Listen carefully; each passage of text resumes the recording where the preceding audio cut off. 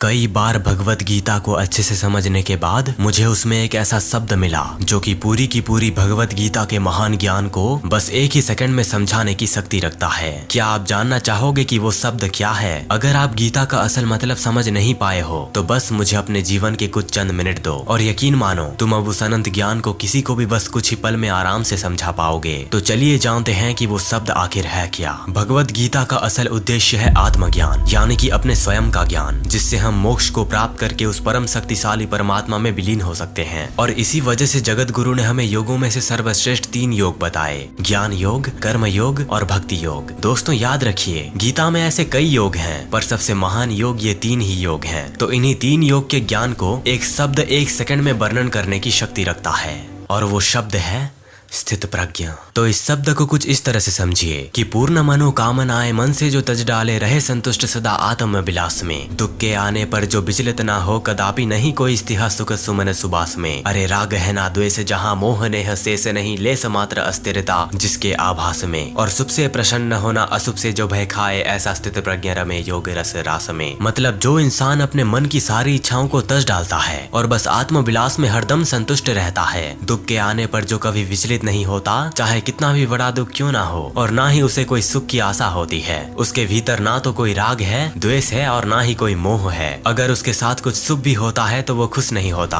और ना ही अशुभ से वो डरता है। ऐसा स्थित प्रज्ञा इंसान योग रस रास में परमात्मा में सदैव विलीन रहता है। उसे दुनिया से कोई मतलब नहीं रहता, उसे बस अपने परमात्मा से ही मतलब होता है। इसे और अच्छे से समझिए कि सर्व कामनाओं को सर्व था जो तज डाले, जगत में रहे मुख जगत से मोड़ के। शांति करे प्राप्त विचरण करे शांति से, ममता से स्नेह से निहा से नाता तोड़ के। अर्जुन ऐसा योगी मोहित ना होता, कभी नैया ना डुबाता पतवार कहीं छोड़ के। अंत काल आने पर ऐसा स्थित प्रज्ञा योगी होता, ब्रह्मलीन नाता ईश्वर से जोड़ के।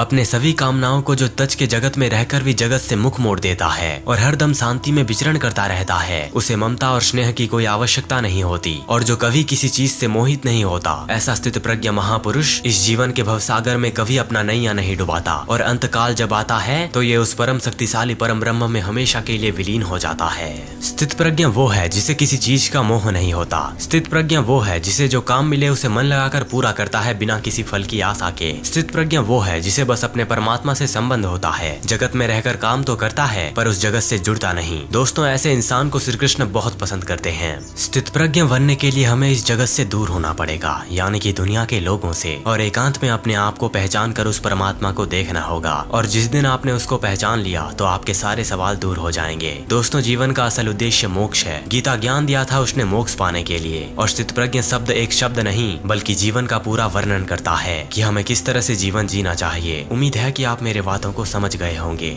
हरे कृष्णा।